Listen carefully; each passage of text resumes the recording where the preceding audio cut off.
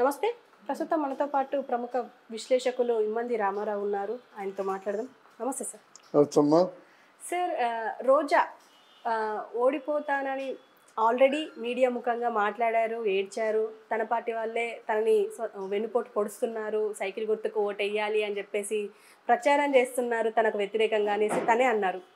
కానీ ఏదో ఒక రకమైన ధీమాతో తనే మళ్ళీ గెలుస్తానని కూడా మరి ఈ మధ్య మాట్లాడుతున్నారు. అసలు ఎలా చూడొచ్చు అంటారు అసలు రోజా విషయాన్ని? ఆవిడ నోరు పారేసుకోవడం బాగా అలవాటు అయిపోయింది. మొదట్లో వైఎస్ఆర్ కాంగ్రెస్ పార్టీ కుప్పకూలిపోతుందని అనుకున్నారు. తర్వాత అయిపోయాక వాళ్ళు లేదండి మీరు కనీసం 150 అయినా వస్తారని చెప్పేసి జగన్ సమక్షంలో చెప్పారు. వీళ్ళేమన్నారంటే వాళ్ళకి ఇస్తానని డబ్బులు ఎగ్గొట్టేస్తాడేమో అని ఉద్దేశంతో మేము అలా చెప్పాము, జగన్మోహన్ రెడ్డి అంత సీన్ లేదని మళ్ళీ వాళ్ళే చెప్పారు. ఇట్లాంటి కొన్ని తెగమకలు ఉన్నాయి. కొంతమంది సర్వే వాడు అన్నాడు, 14 సంవత్సరాలు బట్టి నేను సర్వే చెప్తున్నాను, ఒకవేళ ఈ సర్వే కానీ తప్పైనట్టయితే నేను ఈ సర్వే వదిలేసుకుంటాను, నీ జర్నలిజమే వదిలేసుకుంటానని ఆయన చెప్పాడు. ఇలా ఉందన్నమాట. దీంట్లో ఒకటి చంద్రబాబు నాయుడికి నమ్మకం వచ్చింది. నేను చెప్పింది కూడా వీళ్ళందరూ 150, 130, 120 చెప్పారు. కానీ ఒక 80 చంద్రబాబు నాయుడు, 15 ఎవరికి మన పవన్ కళ్యాణ్కి వచ్చినట్టయితే 100 ఉంటాయి. 100 అంటే మ్యాజిక్ ఫిగరు. 100 ఉన్నా గెలిచినట్టే కదా. అది ఎంత ఉన్నా గెలిచినట్టే 90 తర్వాత. అది మరి ఎందుకో వాళ్ళు అవన్నీ ఆలోచించడం మానేసి ఇంకా నోటితో అంటే వీళ్ళు స్ట్రాంగ్ రూముల్లో పడి ఏవైనా ప్రయత్నం చేస్తే అంటే మనం గెలుస్తామేమో అని అనుమానం ఉంది. ఎక్కడ అనుమానం పెట్టుకున్నారో వాళ్ళు ప్రధానంగా కుప్పం, పిఠాపురం, అక్కడ మంగళగిరి, అక్కడ హిందూపూర్. అంటే బాలకృష్ణ తర్వాత వీళ్ళెవరు మన చంద్రబాబు నాయుడు, ఇక్కడ లోకేష్ బాబు, పవన్ కళ్యాణ్. దీని మీద ఉన్నారన్నమాట. ఇది ఎంతవరకు అవుతుందో తెలియదు.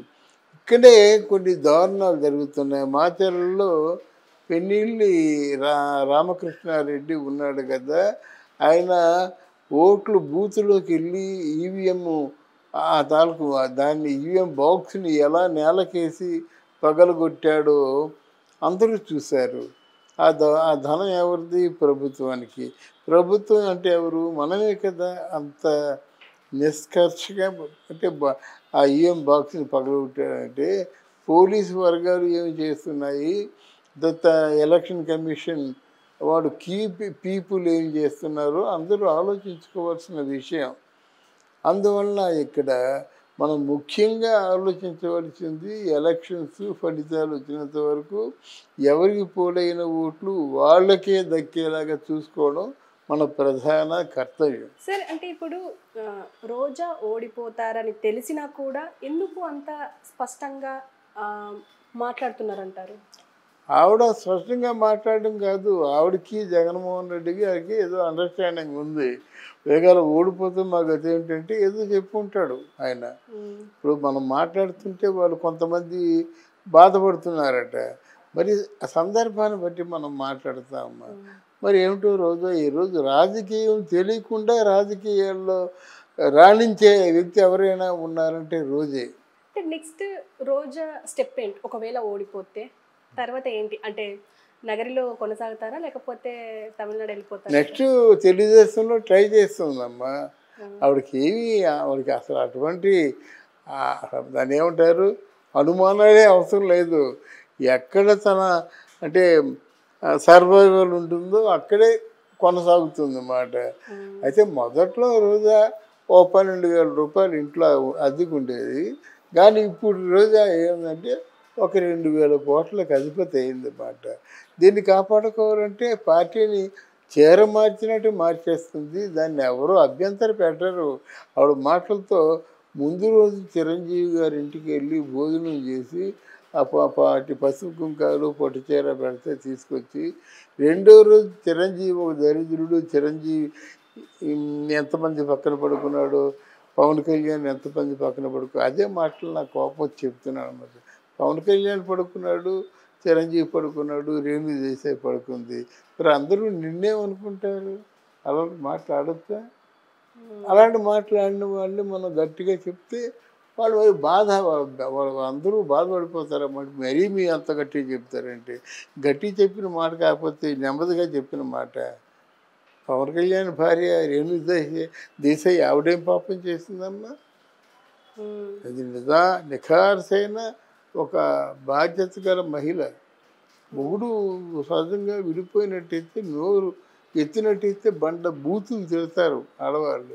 అటువంటి వ్యక్తి నా మొగుడు డబ్బు కాసించాడు, కేవలం ప్రజాసేవ ప్రజాసేవ ప్రజాసేవ అని అంటూ ఉంటారు. ఒకప్పుడు రేణు దేశాయ్ వెళ్ళింది, జనసేనలో కలుస్తూ ఉంది, కానీ మళ్ళీ కలగాపురం అయిపోద్ది బాగుందని అని చెప్పాడు.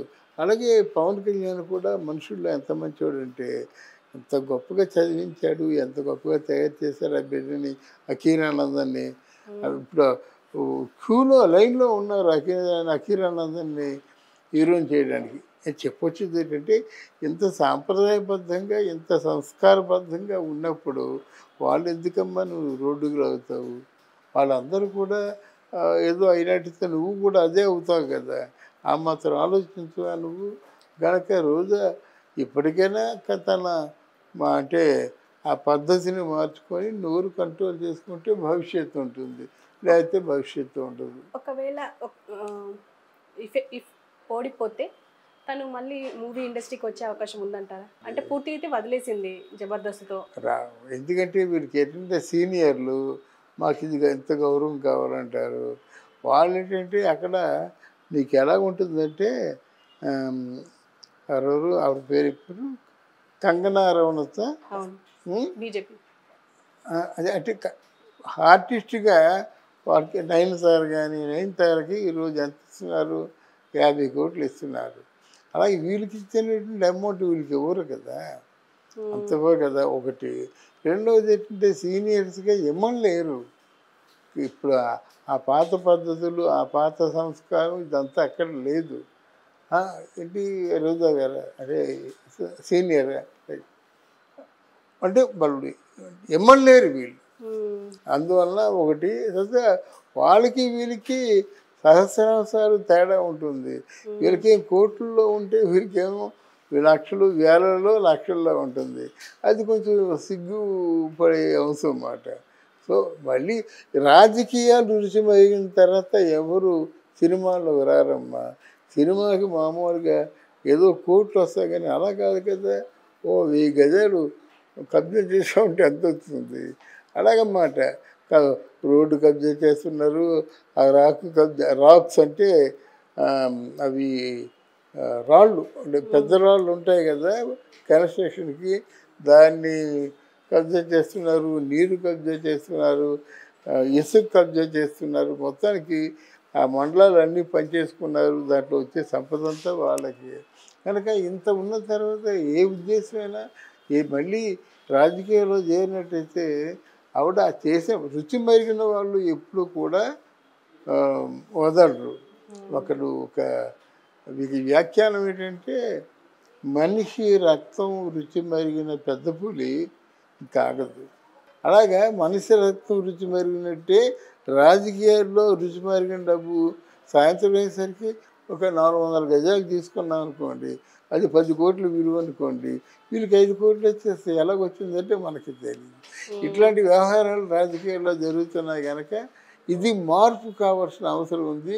అందుకే కూటమిలో ఉన్న పెద్దలు రేపు మోదీ గారు కానీ చంద్రబాబు నాయుడు కానీ మన పవన్ కళ్యాణ్ కానీ ఇట్లాంటి వ్యక్తులు వచ్చి మళ్ళీ వాళ్ళు ఏమైతే అన్నారో ప్రజాస్వామ్య పరిరక్షణ అని అది జరిగితే అందరూ బాగుంటారు. Okay okay sir, thank you.